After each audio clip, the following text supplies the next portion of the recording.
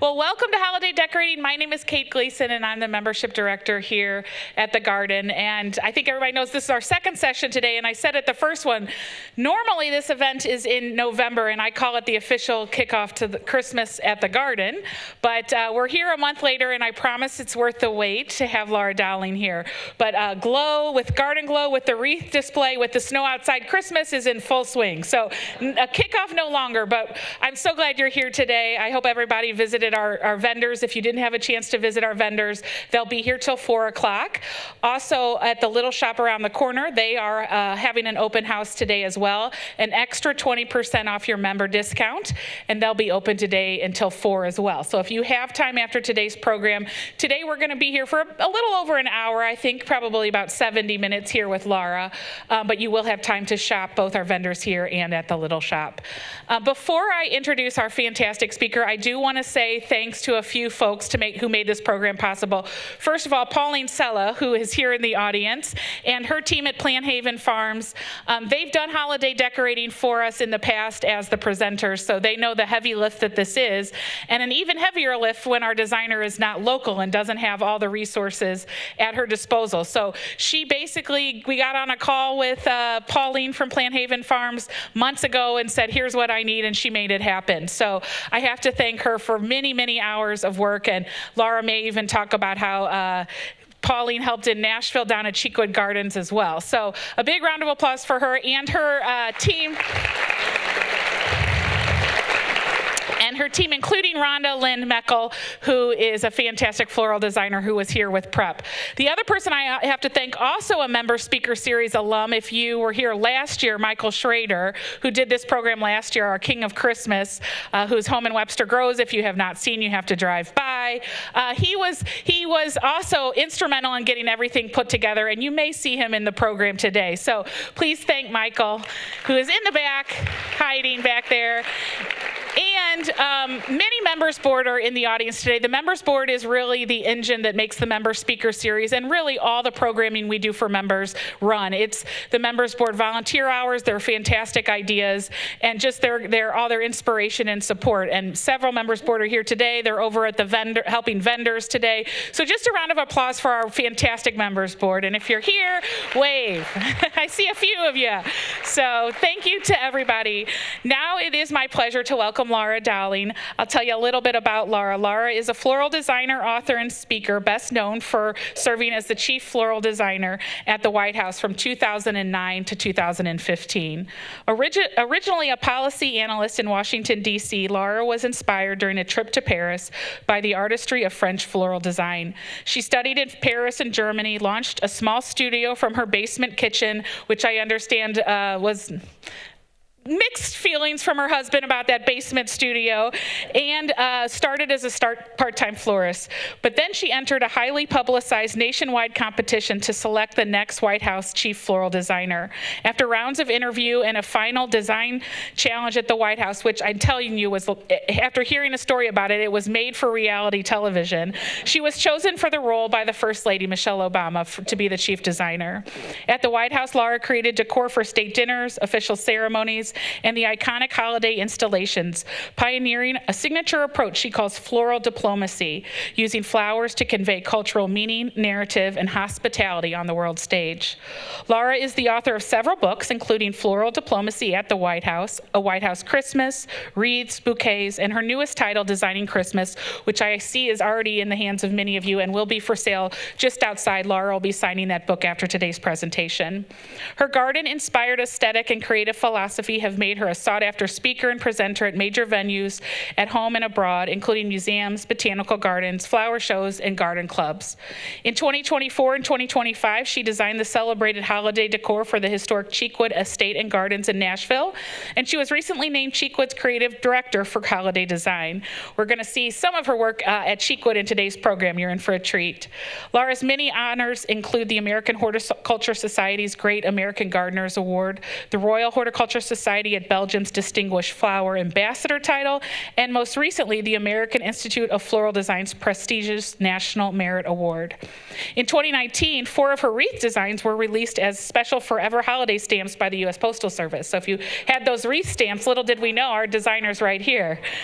We're so lucky that the schedule worked out to bring Laura to St. Louis, and it's just been a delight welcoming her here into the garden, and I know you're in for a treat, so please welcome her. Thank you so much, Kate.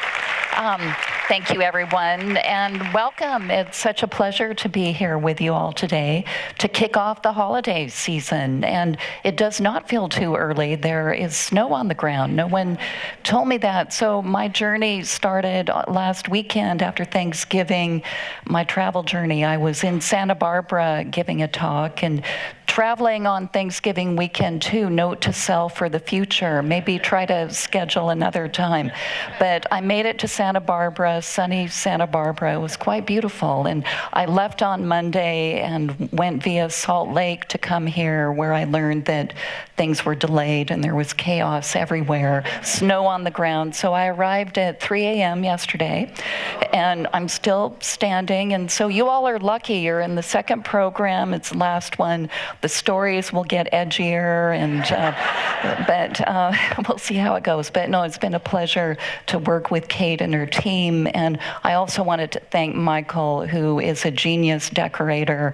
And people keep talking about his house, but Michael, is that like a security issue? Like when you say drive by his house, do you want hundreds of people to do that? Anyway, he's well known, and I'm just amazed by his designs. And speaking of Pauline, Kate, you brought up this incredible collaboration we've had at Cheekwood.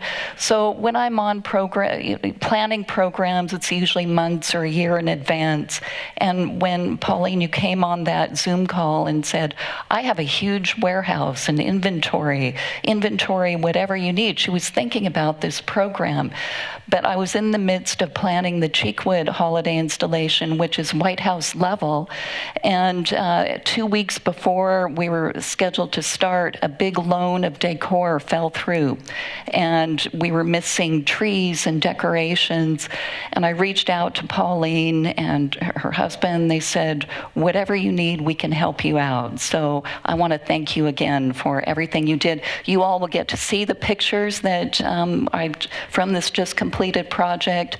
And looking ahead to next year, if you all are looking for a fun time in Nashville, please come and help me out at Cheekwood. You're welcome to do that. But today I thought I'd start and give you a little bit of background, what it was like to be the Chief Floral Designer in a unique position, only 4 or 5 of us in history.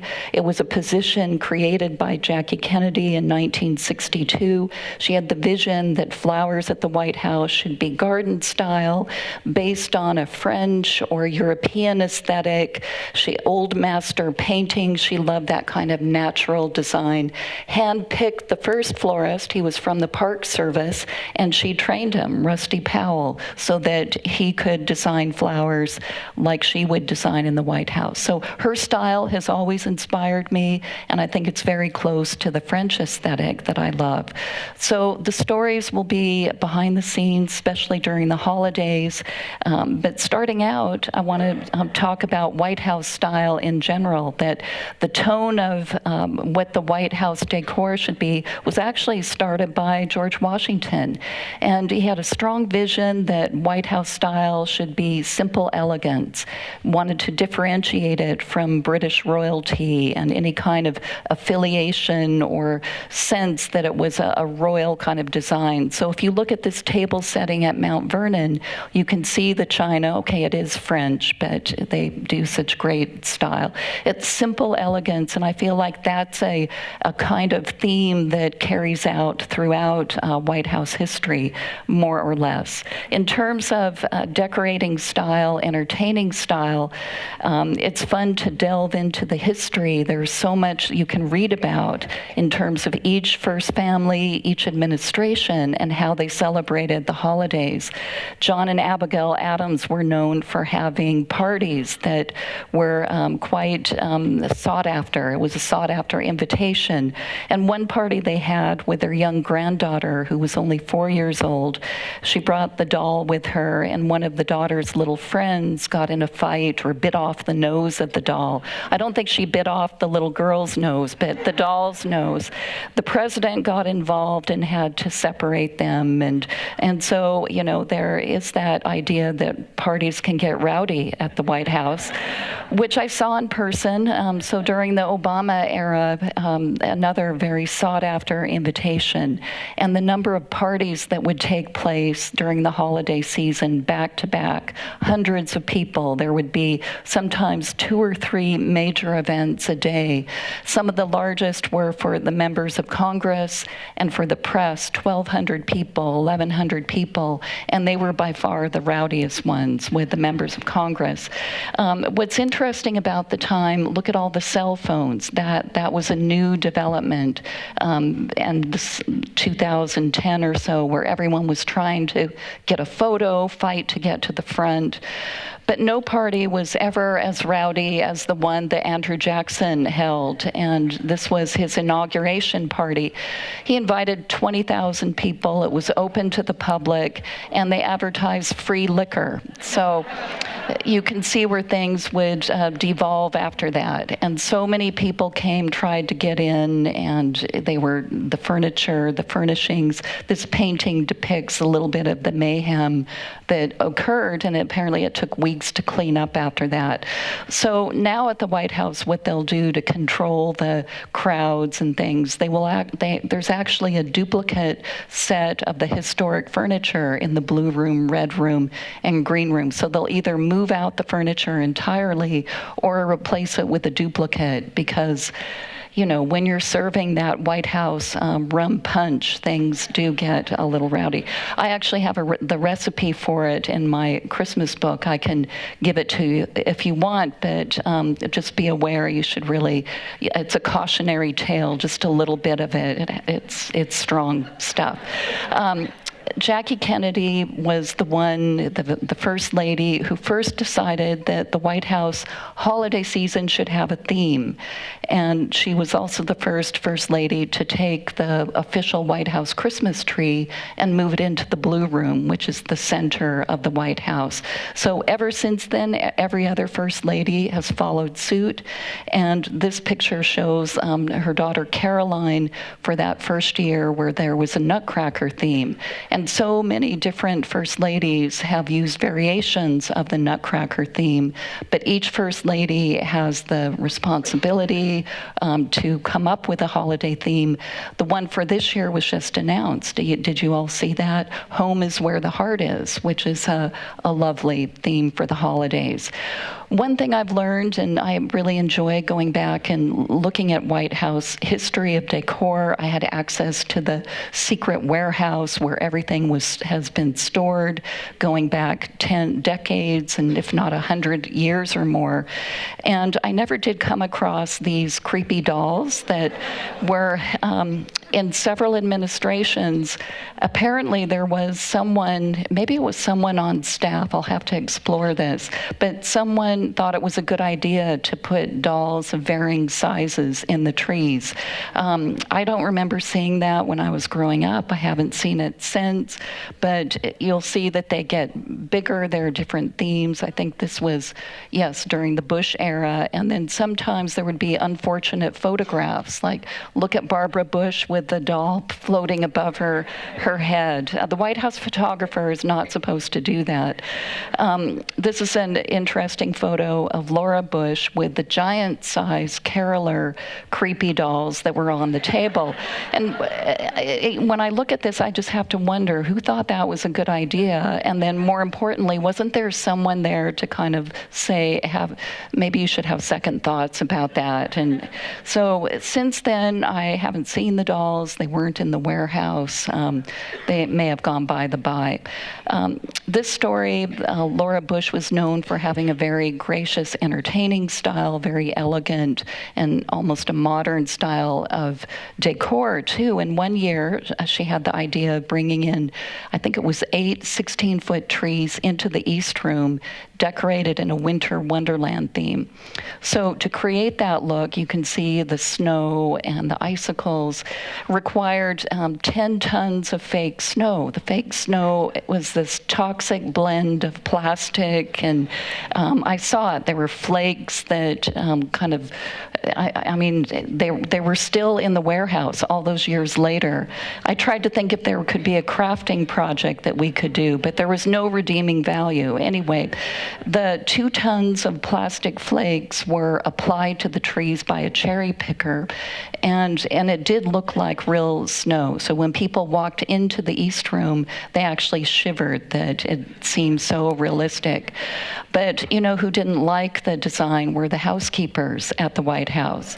So years later, and by the time I joined the staff, they were still talking about the snow and making sure that I would never use it. And it was actually a banned substance, so never again would there be that. So when I was there, and especially I think because of the volunteer program and the whole idea that Mrs. Obama communicated to me that she wanted the White House to be open and feel warm and welcoming, that I started introducing these handmade projects that volunteers could do, people who could join me in the flower shop, including the cranberry vase you see here that was a tradition in the Red Room to have a topiary.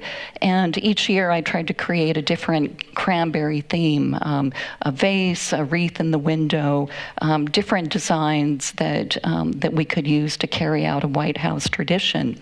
Some things never make it to the level of White House tradition, and this was the year that a guest designer, when we started working and collaborating with event planners and guest designers, they would have ideas, and the idea this guy had was to bring in 150 snow people and put them around the White House grounds and in the interiors, and in some secret places, like you see here, it's peeking out from the Oval Office in the Rose Garden, and apparently when the president turned around and was startled, he thought it was a very creepy thing. So I never saw those again in the warehouse either. So we just saw that Mrs. Trump announced her theme. This is the first Trump administration, and using, I think it's interesting that they're, just like people have at home, you have an attic or a basement full of ornaments and things that you bring out every year.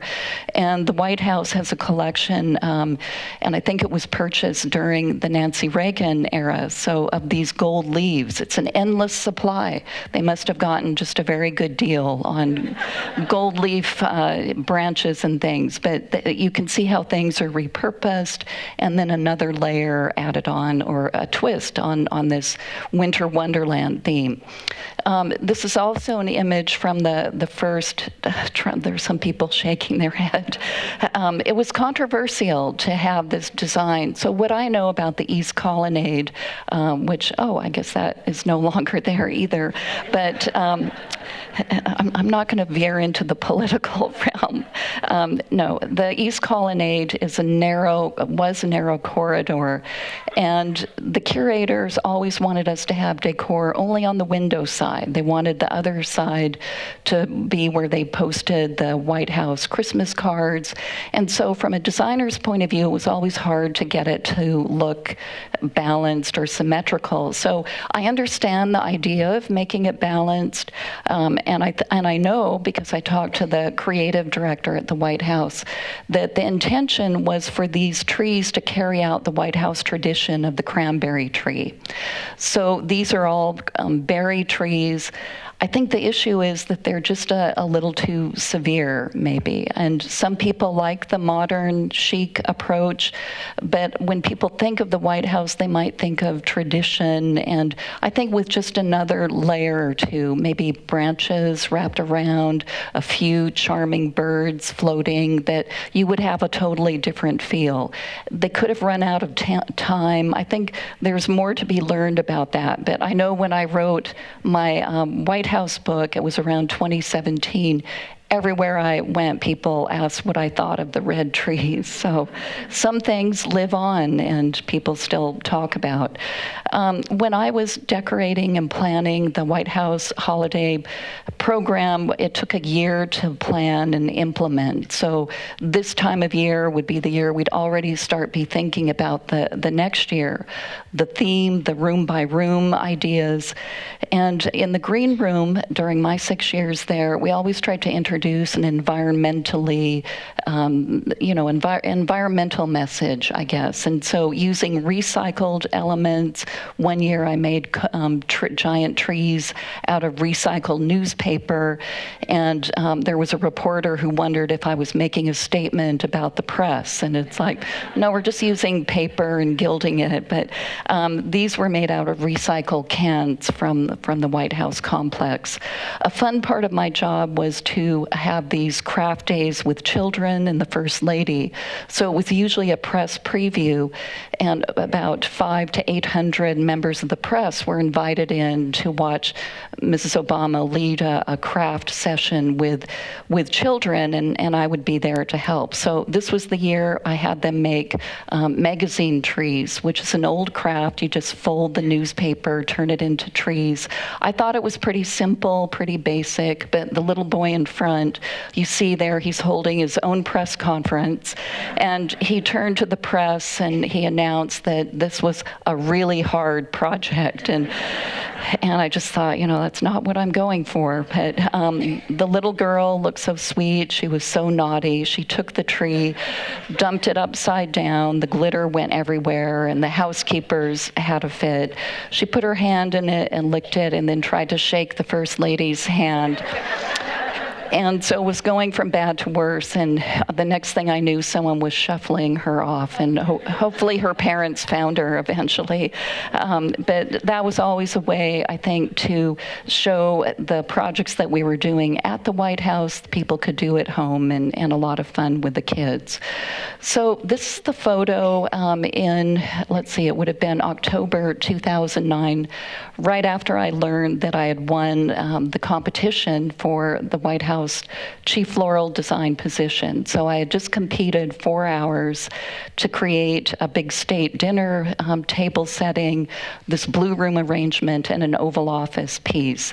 And after competing there and then hearing from the chief usher and the social secretary, congratulations, you won the competition. Now we want you to start. There's a state dinner in 3 weeks.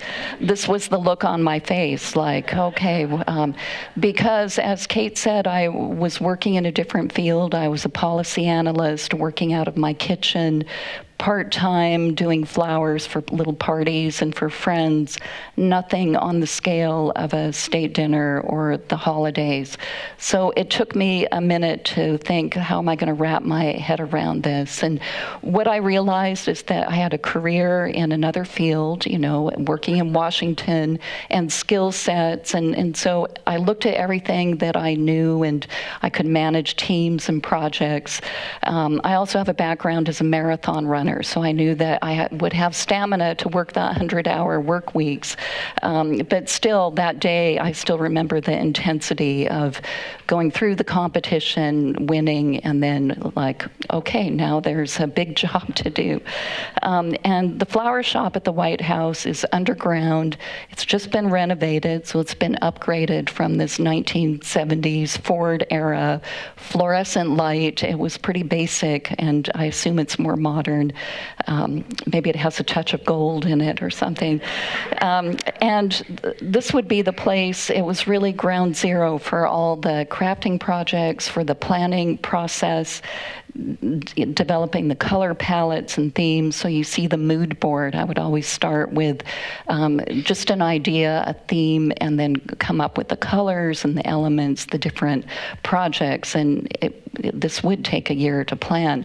My third day on the job, job, who walks in, but Martha Stewart, who is like a personal hero of mine, and my staff decided not to tell me. They thought I would be too nervous. And it's like, well, did you just think having her show up would be better? But I guess they did. And this was the time, do you remember, she was in jail for a while?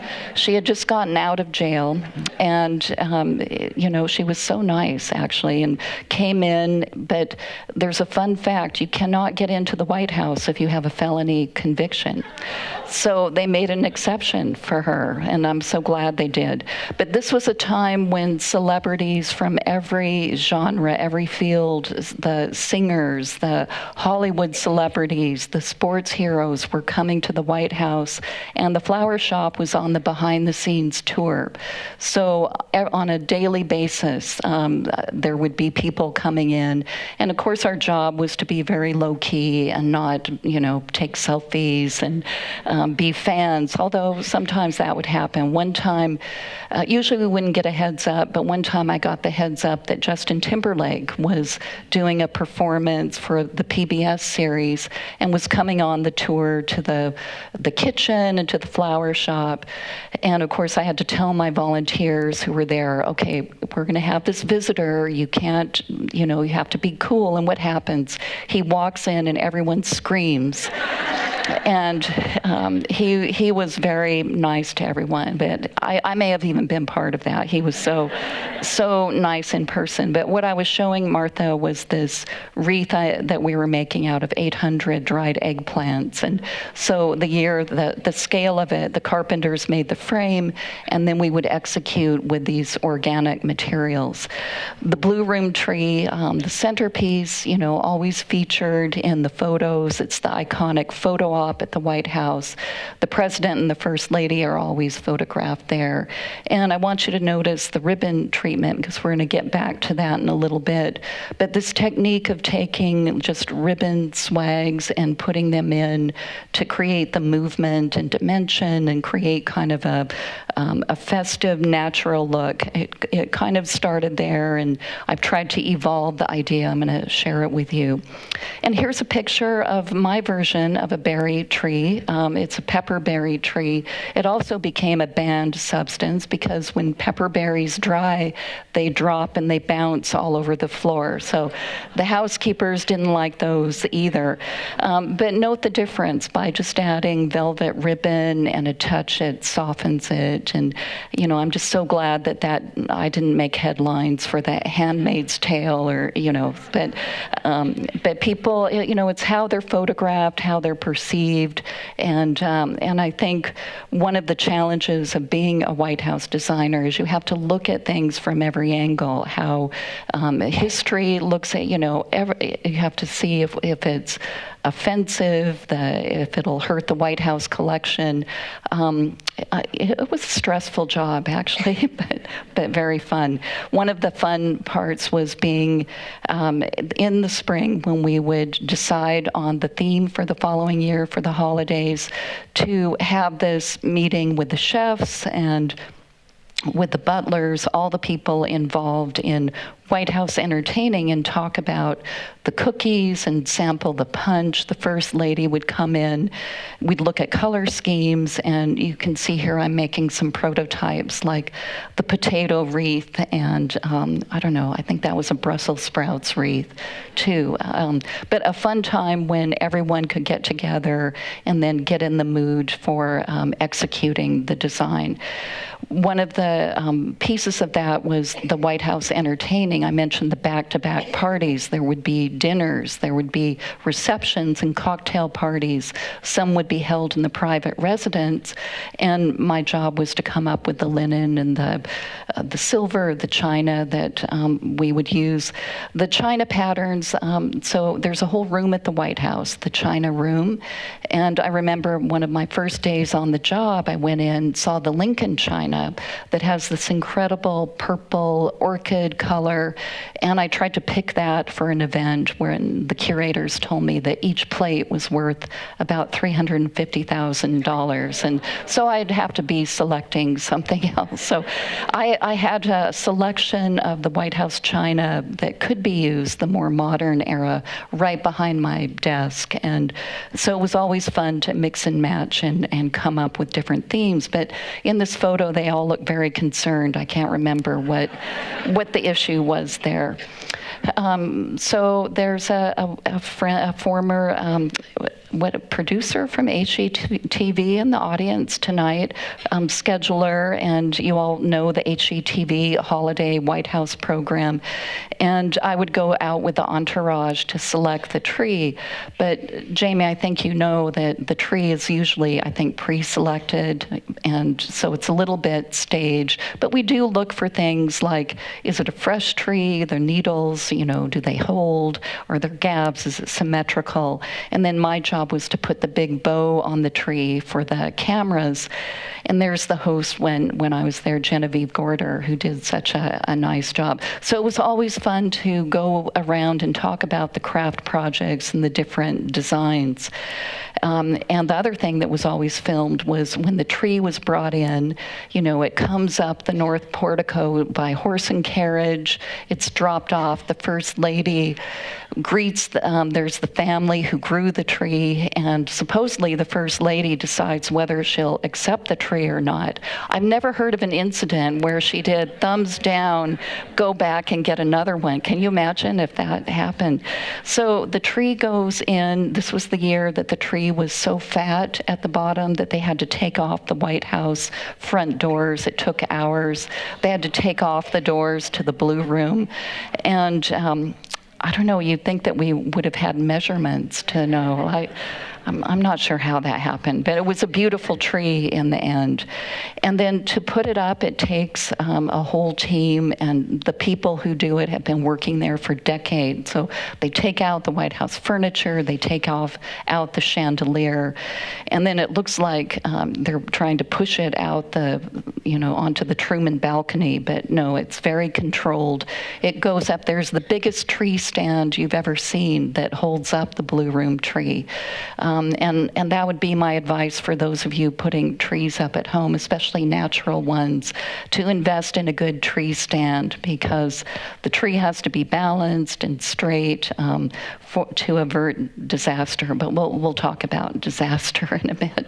The volunteers who worked on the project were always so much fun. Look at the guy, so precarious, 18 feet up in the air. I would get up on ladders. Sometimes we would have to correct things. It's all goes up very quickly. It's a 5-day process, 2 days at the warehouse, only 3 days decorating the White House. So it takes about 100 people. Now I think it's even expanded. This was the year I invited my local garden club in Alexandria, Virginia, to help me. And the ladies showed up that morning wearing cashmere and pearls and kitten heels. And it was like, no, I'm going to ask you to make 50, it was dozens of these boxwood balls in this dungeon location in the White House. Vats of water, they had to soak and clean the boxwood. In the process of doing that, one woman's ring, big diamond ring, floated off. And, how would you ever find it? Well, a Secret Service agent saved the day. He came with his metal detector and found it. And to this day, my friend has never told her husband about what almost happened there. So speaking of disaster, this was the year that the fad or the trend of having a big garland above priceless, iconic pieces in the White House collection ended. So it was 2013, 2014. The garland, see there, it's hard to see scale, but this was a garland that had a metal cable in the middle, so it weighed about 500 pounds. And it had ornaments on top of it. At some point during the party with the First Lady, the one that announces the theme and thanks the volunteers, at some point during that party, the garland came crashing down. And it just took pieces of the wall with it. It just, the attachment points couldn't support it. So the next thing that happened was like a little White House magic. Everyone flipped into action. The housekeepers cleaned up all the broken ornaments. The carpenters got to work. The painters overnight. By 7 a.m., everything had been repaired. And then what you'll notice now in every other picture since then, there's never been another garland that's been hung above the Lincoln portrait, and I take credit for that. So that was a stressful situation, but the projects that we worked on were so much fun with volunteers and designers. I really made an effort to reach out to people who excelled in different areas. So she was a cake baker who specialized in sugar flowers. She made these handmade vases that I could then put flowers in. So they were always themed to go in the red room, and with a cranberry element. You saw the trees with the cans. The way we made those was to cut the cans into strips of aluminum, fold them, make kind of ribbon forms, and then attach them to the pyramid. And when you're working with an unnatural or inorganic element, I always like to add a touch of green in it.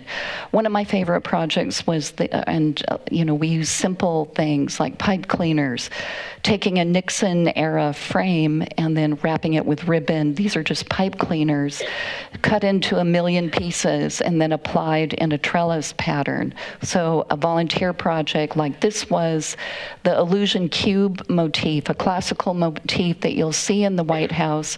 These are cinnamon sticks with rolled lemon leaves. So these are things you can do at home. You don't need 100 volunteers, but maybe a lot of hot glue. The Nancy Reagan ribbon, she was just known for her elegant style. So there was a treasure trove of big, wide ribbon. And sometimes to make pattern, add other colors, we would take scraps of other ribbon and then cut them into designs and piece them together to make these custom ribbons. That same Nixon era frame that I showed you with the pipe cleaner that year that we did it with the preserved hydrangea. So here's a close-up of it's just pattern work and using something that's natural but dry that will last the whole season. This was my favorite project, maybe the most ambitious. The first year I thought, well, the East Colonnade needs something. It was just a pass-through, not very festive. These are column covers that are made with 60,000 red berries, 50,000 pine cone scales, and something like 50,000 folded leaves, all applied in this three-dimensional look. And here you can see a close-up. So it dried in place, and we could use it year after year. And so many volunteers were involved in making it. You all remember the first family dogs. A lot of first families have pets, and the Obama dogs were Bo and Sunny. So this is a Bo flake, and there were different designs, but Bo was always popular with all the visitors. And then the next year we created a, quote, houndstooth pattern with Bo and Sunny. So you all may also remember the replicas of the Portuguese water dog. That was my job and my team. I became a specialist in crafting Portuguese water dogs. Such a niche specialty. I don't know where else that will apply. But using every type of black and white material to cover the chicken wire frame. So ribbons, marshmallows and licorice, and even trash bags one year. This was the year we added some motion to them. So the tails wagged. To do that, the carpenters got the lawn deer, reindeer, the heads that move, took the motor, put it in their hind end, connected it with, it was a rubber band and hanger. And so you see them right here in this area. One day I was walking by and I saw smoke coming out of Bo's tail end and had to unplug lest there be a fire, which we didn't want at all. Classic Bo, the statuary version, was made out of 40,000 pipe cleaners. I'm going to show you the technique that I use. You can use it on ribbon, you can use it with pipe cleaners, and then the real Bo in front, who was the model, and he would come in and we could measure his markings. So there's a place in the warehouse, this secret location that they call the Dog Pound, with dozens of Bo and Sonny replicas. My final year, we made robotic versions. So there was a computer, like a motorized, computer that went into the neck area, and I invited colleagues who were from Silicon Valley. They were White House fellows, really smart. They came in. There was a Bo team, a Sonny team. The Bo team, you can see him there using the rubber band, hence my very skeptical look about what he's doing. And his first iteration, the Bo swung his head 360 degrees. So we had to tweak it a little bit. The Sonny team was making Sonny with motion sensor eyes so that you would track as you walk by, and I always thought that was a little creepy, but here they are in motion, and people love them. And during that period, we held what was called Google Hangouts and beamed into schools around the country to challenge kids to make their own robotic versions. So here are the happy volunteers. If I had known you all, I would have invited you to join me. We would pack everyone into the flower shop to do these projects, to be, be involved in something that was much bigger than just cutting berries. They could see their design. Everyone knew which square they had glued. It was a lot of fun. So I want to kind of pivot now and talk about decorating. How many of you all have already decorated a tree or have your house decorated? Oh, like almost all of you. Wow, you're early birds. And, I think that's a trend, isn't it? That everywhere I go around the country, I was in Nashville in November. By early November, lights were up. And I wonder how much was peer pressure, though, because every night we'd drive by and other neighbors would have their lights up. So, but no, I think it's absolutely fine. I mean, I'm a big advocate of doing a layered, like non-stressful installation, try to spread it out over time. But maybe, I don't know, maybe you'll have room to add another tree or wreath or two. So hopefully you'll get some inspiration. But my approach always starts, like at the White House, with a theme that I think helps bring everything together. The hunt country, for me, living in Virginia, working in Tennessee now, the hunt country is kind of a tradition. So I'm using a combination of colors, motifs, and elements. The red, green, and gold, like I'm showing you today, it's classic, it's traditional. And then by adding some things like foxes or squirrels, woodland creatures, you can turn it into a hunt country. The forms that you see, the stag head is just paper mache that I found at Michael's and glued. I think this is the pistachio version, but you can glue pine cone scales or any small thing like that, gild the antlers, and it creates, I think, a nice, here I've used it as a tree topper with ornaments or a medallion on a wreath. And again, the colors, red and green. If you want to do something, I think it's a little more modern, is to use a pair of trees, like have one red, one green, or a trio, red, green, gold, and you can still get the effect, but in this monochromatic way. Talking a little bit about color scheme, I think there are so many ways now to experiment with color, and I was talking to Michael about how 20 years ago you saw the yellow tree in Paris and just knew that would not catch on. But a citrus tree, and maybe paired with gold, you can see how that might work. I mean, I think the same thing with unusual colors like pink and gold. When I'm creating something that's French-inspired, Marie Antoinette-inspired, it's that softer pink, and maybe with natural elements like pink roses and hydrangea. lavanda, things like that. But you can also go much deeper. Even at the grocery store, shopping in the produce aisle, potatoes, shallots, onions are a good material to make long-lasting wreaths. But who knew that the deer and other vermin don't seem to like those? So if you're looking for something long-lasting, I recommend it. I would say a strategy with color, I don't try to fight the color scheme. At Cheekwood, it's a very specific color in the dining room, blue curtains, blue upholstery, and pink and peach walls. So the designs are mostly in that color palette with some gold leaves and things to make it festive. But I think that's the way to kind of tie it all together. And then the china that I used last year was Versace Bird and Butterfly, which is the perfect pink and blue theme too. So you can lean into the colors. Jewel tones, I think rich colors are always appropriate for the holidays, fun to use. So think deep purples and plums with fruits, and the organic container can be adapted in many ways. So the bucket you see here is just either dried or faux hydrangea glued on to a simple bucket that creates a whole effect. Creating vignettes, I'm a big fan of that you can have a bouquet with topiaries, with a garland, just a few elements to set off the entire theme, and then incorporating motifs. So in a French or Italian scheme, the fleur-de-lis, a classical element, I just made that out of chicken wire with some moss or paper inside, and then glued hyperion berries and kumquats onto it.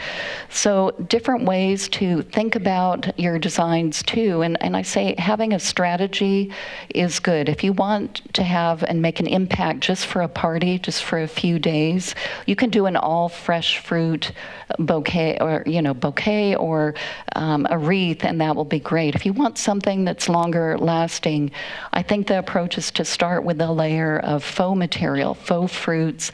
The quality is getting much better, and then just add a few natural elements or fresh elements over the top. So build it in layers and have the fresh where you see it initially for your eye, and then for depth, the faux material gives you that longevity.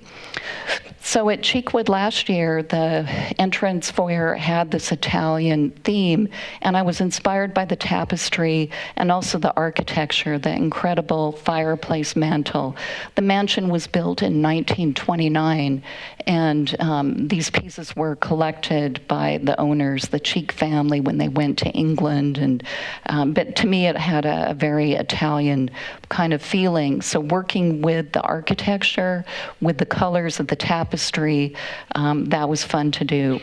A garden theme too is fun, especially if you are gardeners, love flowers. And I think that kind of vivid palette can be turned into a holiday scheme by using the bright colors with gold or a touch of the holidays. So gold leaves or silver, and then always adding birds and butterflies to give the garden feel. The little topiary that you see on the right was a mix. It was a faux tree with a few little, I think they're carnations added in, and use water picks for that. So a combination of fresh and faux. And here's a wreath that the base is red onions. So another very long-lasting element, but really great color to use. And at Cheekwood, we did the bird and butterfly theme last year in this vivid palette.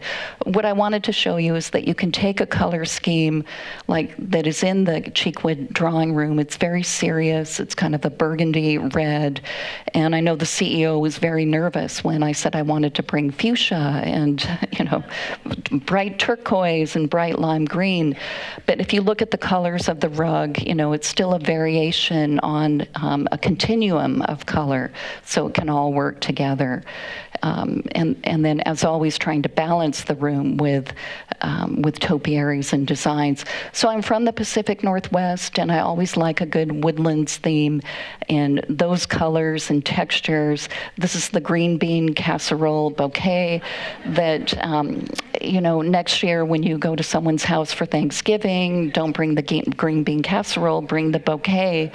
And in this one, I actually, went all in with every element, and you can see the French's onions that are woven into garlands there. So to do that theme, use paper whites and magnolia, dried hydrangea. If you all get Flower Magazine, you might remember this was on the cover last year, which was fun and a surprise. To make that application, I'm going to show you how to do some organic containers, but to do the magnolia version like this, you take leaves and fold the green side in, and then on the spine, just glue that to a bucket and go all the way around in a diagonal pattern.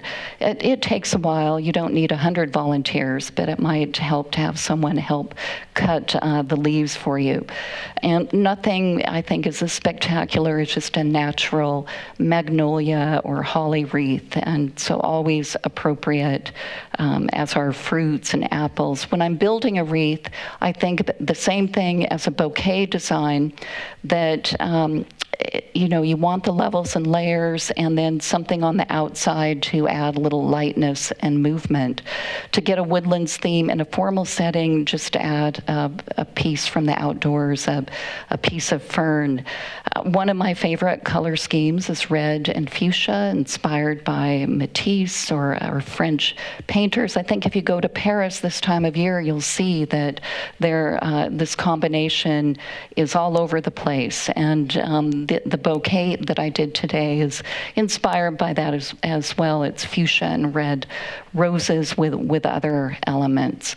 The organic container in this image was made with just the looped yarn wrapped around a bucket to give a texture. So I would encourage you to look at things maybe in a new way. You see the yarn in the store, but think about it used as a texture, and it can be really effective way to get color and a color scheme. So the orangery is going back to the idea of a yellow tree or an orange tree. I feel like the orange is always a traditional Christmas element.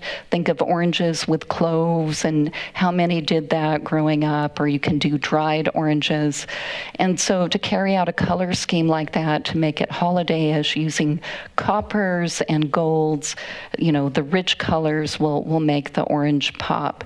The wreath that you see here is actually made out of cherry tomatoes. So still a citrus color, but a different element. And ribbons are the best way to add color. And I would say if you're using a base level of ornaments, if you're using heirloom ornaments year after year, the easiest way to get another theme, another look going, is to invest in just another set of ribbons, colorful ribbons, or a few more ornaments, and then layer those into your collection, and it can change the whole look. So I love orange and the citrus colors. The wreath on the left is actually made from apples. To get the polka dot effect, you just take a scooper and trade them back and forth and create, I think it's kind of a fun design. Here's the citrus theme at Cheekwood last year. So the loggia is 2 stories, and it's not symmetrical. And they have this tradition of using a 16-foot live poinsettia tree in the middle. So the green tree is actually green poinsettias, ferns, and orchids, flanked by the orange and yellow tree that also have a few organic elements added in. And then the wreaths help to create balance in the room, and the yellow topiaries. So I really thought that this was a fun way to use and enhance the bright light in the room and the proportions of the room. My favorite color scheme is probably emerald green, because it's so versatile and works with every shade of green. You can use accent colors, turquoise, red, gold, but it's a fun way to then, if you have a collection of china like I do that doesn't quite rival the White House collection, but I have collected it over time. It's fun to mix and match that into the scheme too. So I probably mostly work with monochromatic colors, but I love a good mixed tree. And I think I would just advise you to work with color. There are many programs now you can use online, and with artificial intelligence, you can experiment a lot without having to invest a lot. The Winter Wonderland theme is, I think, an ever popular style with first ladies. It's fun to do. It looks good in every house. I think you can go with a natural look or use more ornaments. The wreath I made here is with marshmallows and it looks like some snowball type things. And again, the stag medallion. At Cheekwood, in the morning room is the last room on the official tour, and it has beautiful light. Last year, I thought, because it overlooks this lawn, it had the light coming in, I would do this forest effect. So there are 5 trees, white, silver, gold, all very wintry looking. So here's the sneak peek of this year. I would encourage you, you're just a road trip away from Nashville. Sounds like a girls' trip, right? And to see it, it closes in January. But Cheekwood was built, as I said, in 1929. It's a Gilded Age mansion that has just wonderful light and proportion. Here's the entrance hall again with the emerald green theme. It has a sweeping staircase. It looks big here. It's a very intimate space.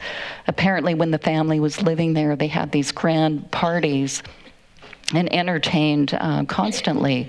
But the elements this year are the big tree, the topiaries, and the mantle garland that's freestanding. So maybe some of you have mantles where you can't put nails in. And we did 2 things at Cheekwood. We used weights like barbells. How many of you know that trick? Have you done that? You put barbells up on the mantle, get the hexagon ones, not the ones that are smooth, otherwise they'll roll off the mantle. But they'll hold up your garland, and 10 or 15 pound weights, it's really a great way to do it. The other thing we built, I'll show you that the next couple pictures, but a garland that's based on stanchions. So it's freestanding. You have to be creative and solve problems. In Nashville, because we're in Nashville, I wanted to do a Dolly Parton tree. So this is Dolly Parton Hard Candy Christmas. If you look closely, you'll see the bonbons. And Pauline, thank you for there are 200 macaroons on that tree. Probably 1,000, 1,500, maybe more ornaments altogether. And these floating butterfly and bird ornaments that fling out of the top. So that was a really fun one. The library, reimagining the citrus theme with kind of this more muted palette, taking the bright orange, yellow, and green and toning it down with coppers and golds creates a whole other effect. And here's where you see the garland that's made from stanchions. So they're weighted down, just 2 stanchions, and then the faux garland can droop in between and create a festoon. So it is fun to experiment with mechanics. In the loggia this year, it's a nutcracker theme. So there's a sugar plum lilac tree and a plum tree, and then the live poinsettia tree is with pink flowers, pink poinsettias, and then decorated with ornaments and ribbons. It's so fascinating. Underneath that tree is a frame with an irrigation system. So I think it's made with 500 live poinsettias, and they all have a little feeding water tube that goes in. When they're constructing it, they start at the top. And so my designers would go up, climb it. It was like climbing Mount Everest, and add the ornaments while they were working and adding the plants. So a great collaboration. These wreaths that were made out of 40,000 individual cut florets, made it from paper, and then wired into garlands and wired onto the frame. So day after day, there were volunteers who came in. One really dedicated volunteer came every day. This guy, someone said he was doing community service, but I think he just enjoyed working on the project. And here's what the dining room looked like in turquoise and aqua with, again, a place setting to create this whole ambiance of, gathering around the table during the holidays. And when the light comes in at Cheekwood, it almost looks like a Rembrandt painting. The mantelpiece garland was made with the barbells, so such a good technique, I think. And then rounding out the tour, the morning room again. I wanted to do something totally different with a traditional red, green, and gold. The table setting is Versace china, the Christmas pattern, which I think is so perfect, but it has now, I think, a warm, inviting feel like a Christmas brunch or something. The red and fuchsia tree with bougainvillea going up the staircase, and this remarkable, it's a $10 million chandelier apparently. It's modern, but made by an artist, and it's stunning to see in person. And then the blue Christmas Elvis tree is the final tree on the tour. And with that, I'm going to pivot to the demonstration. How are we doing on time? We have a few minutes. Okay. So talking about the tree and, getting in at 3 a.m. yesterday, my day was spent, fun day here, prepping and designing. So it starts with a 7.5-foot tree. It's a beautiful tree, by the way, Pauline. Thank you for that. And when you look for a tree, I think having that proportion with the bottom, that's the problem with faux trees, I think. They can be too cone-shaped, right? And so if you're using a faux tree, and I heard today on the Today Show, 84% of Americans are using faux trees. So did you all say you use a faux tree? How many do? A lot of you. I mean, I'm from the Northwest. I've always been team fresh, but I understand the practicality of it, and especially when you want to go for a long time during the holidays. So the trick about lighting from the White House electricians, make sure you have your power sourcing, get a degree in electrical engineering if you need. I think it is popular to add a lot of lights, and especially for depth and illumination. This tree has 1,600 lights, which is about average. A lot of people I know would use 3,500 or more on a tree like this. But the thing is to wrap all the branches all the way in, all the way out. You've probably heard that. And so you start with great lighting, and then my trick also from the White House, take the ornaments that are very shiny and larger ones and start building them in at the trunk first. So you go all the way in. You'll want to start on the edge, but don't do it. Go all the way in and create that base layer. It will bounce the light back out to the surface, and then start building the middle layers in. Don't skip that step either. To create the depth, if you come up here, you'll see that you can look in and see the different layers and depth. It just gives a whole different look to the tree. And then it's just starting adding the different ornaments. The one thing I want to point out are these ball garlands that are such a great invention. They're on this very heavy wire. Afterwards, come up and look at them. And the way I use them is to create the dimension, almost a different line to the tree. So I'm always looking to create different lines in depth and movement throughout the design. What I would do is start and either cut these in pieces. We're using whole pieces here, but have them so the ends kind of float and bubble up. This tree has 3 to 5 of the ball garlands. They're such a, I love using them. So they're at cheekwood in all different colors. What they also do is give you a frame then to build out this ribbon technique. So I showed you the blue room design. that first year had the gold Nancy Reagan ribbon, just one layer. But what I like to do, what I've been doing lately, is creating kind of these three-dimensional structures with either two pieces, or you could actually use more. You could use another layer of ribbon on here to create swags that have this poof in the middle, like this, and you can see it's kind of generous. It's not straight. You want to have that bend. And what that does, then you can just place it into the tree and have the ends kind of fling up.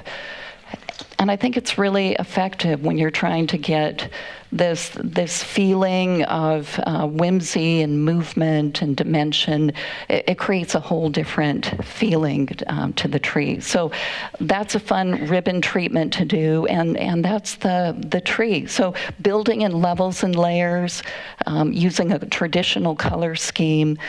I think I'm happy to answer questions about that, but I want to make sure you all have time to ask questions. So I'll go to the wreath design, and thank you, Michael, for helping me create such a beautiful wintry wreath design.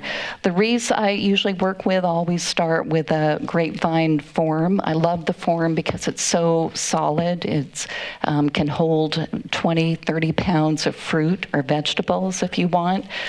You can stick things into it. So the base of this is a grapevine wreath painted white or silver. And then Michael worked the same way, adding the focal point pieces. The base layer is a crystal garland. If you just think of using this as your foundation and building up with 3 or 4 or 5 different elements, you can create this kind of design. So everything from the craft store. So another version of that, if you want to create something maybe that could be used inside or coordinate with your tree, is to use the technique I used to make Bo and Sunny's fur. Remember, I was showing you the replicas, and it's just a looped garland made from ribbon. You can use any kind of ribbon. We're lucky to have this beautiful designer ribbon, but you could also do craft store ribbon. And you can see how it's just a ruched garland that you make by creating a simple loop. You know, all the same size. The trick really is to get it close to the loop behind it to create this texture. And then just keep going along. And I've made wreaths that are totally out of ribbon like this, and you can use different colors. Sometimes it's fun to add a border of greenery. And I'm happy to show you this too if you want to come up at the end. But you can see how quickly it goes. I mean, to make Bo and Sunny was not that quick, but to make a wreath is a little quicker. And then once you have the garland, you just start putting it side to side, and you can wire it down so that it covers everything. But I think that would be fun to do, to create a textured wreath that coordinates with the tree. So maybe I'll have time to do that before I have to leave, and that would be fun. So there's a bouquet that I also want to show you, and I'll do a couple of techniques, and then Kate, I think we can have some questions if people have any burning questions for me about the White House or technique or anything. So you see the red bouquet there and the organic container. I hear some activity behind me. I think there's an elf who may just pop out right now. Let's see. Is there a bucket maybe back there that... So the organic container, hi, Michael, Hello. Thank you so much. Yes, let's give Michael a round of applause. The bucket is the foundation. It was a technique that I learned in Paris, the winter bouquet, that really made an impression on me because it showed that you can take something as simple as a bucket, as a container, use as a container, but also make it part of the design. Oh, did we block off those people over there? Just for a minute. And so what I do is start by using a rubber band around the middle. And then that is your initial mechanic that will hold the greenery in place. And there's this beautiful cedar, fresh cedar, that you cut into pieces. So a piece like that will give you 2 pieces for this bucket. And then just start putting it underneath and go all the way around. And directionally, have one go up, have the other go the other way. And you end up covering the bucket so it looks something like this. So in Paris, we would actually spend quite a bit of time designing these buckets and put a layer of greenery or berries. The bouquet I made in Paris that first time, it had juniper berries and other fun things. So really use your imagination on what you can do to design it. What I love about it is that it'll give you the sense of having it be an integrated design. So you can use elements that coordinate with the bouquet. It makes the bouquet look like it's growing out of the vase. So that's how you make the organic container that I think is a good, especially during the holidays. Use magnolia if you want, or this kind of anything that will dry in place. The eucalyptus is a good thing to use. I mean, that makes a great cover design. So the bouquets that I'm making, they all have kind of the same technique in the French style, starting with the bucket. Inside, there's one piece of foam that is anchored in the bottom, wedged in, so it doesn't float up. And then I pour water over the top of that, so that the foam is not really used for the flowers that much. It's more to give a little bit of height and lift the bouquet up out of the vase. Because everything I'm doing, I'm trying to capture the energy of the flowers and make it feel lively and alive. So think about that when you're designing, that everything should look like it's kind of bubbling up. So this bouquet starts with the foam in the base, the water filled 2 or 3 inches from the top, and then the hydrangea is the main focal point flower. And I've just cut, I think it's 5 or 6 pieces that create a generic, general shape, organic shape. This one is more classical, roundish. This one I wanted to be a little more relaxed. And then I mixed in some eucalyptus there. Michael, if you're still back there, are there more of the lavender roses? Is there a bucket? I think the roses and carnations that I'll use. So thank you so much.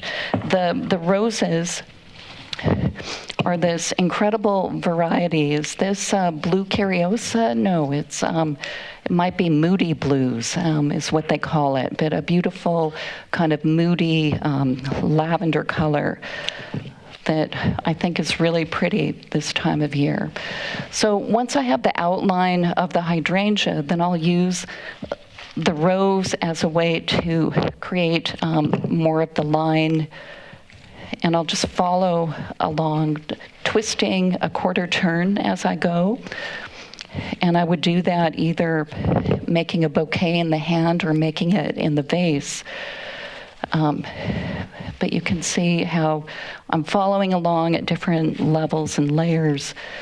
The carnations used to have a really bad name, right? People didn't like them because they came in either red or white and look kind of dated. But now they come in great colors. These antique varieties are just incredible.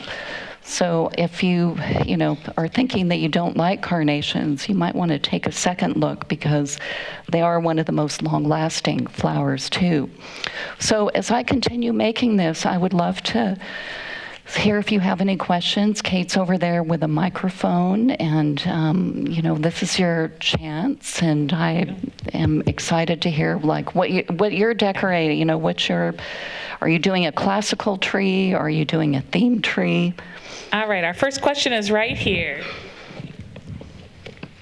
I just wanted to know, how do you, when you do the fresh fruit, like you had the little cherry tomatoes, how do you attach those to the wreath? Yeah, well, the cherry tomato technique, anytime you have a small fruit, take a florist wire, the green paddle wire that I had up here, and just take a length of it, string 7 or 8 together, and then wrap them around the base. So you're just making rows, make row after row of them, and put them on. And then with that wreath too, I think I added the boxwood border or ivy woven in to kind of make it look natural. But that's the technique to use.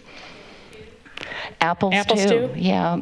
I mean, one year I tried to make them, rookie error, when I took apples and put wood picks. It was much faster, but the apples will dry, and the apples fell off the wreath and started rolling down the street. So. I think we have one right over here. Yep, Holly. Oh, do you incorporate fragrance or scents into your decorating?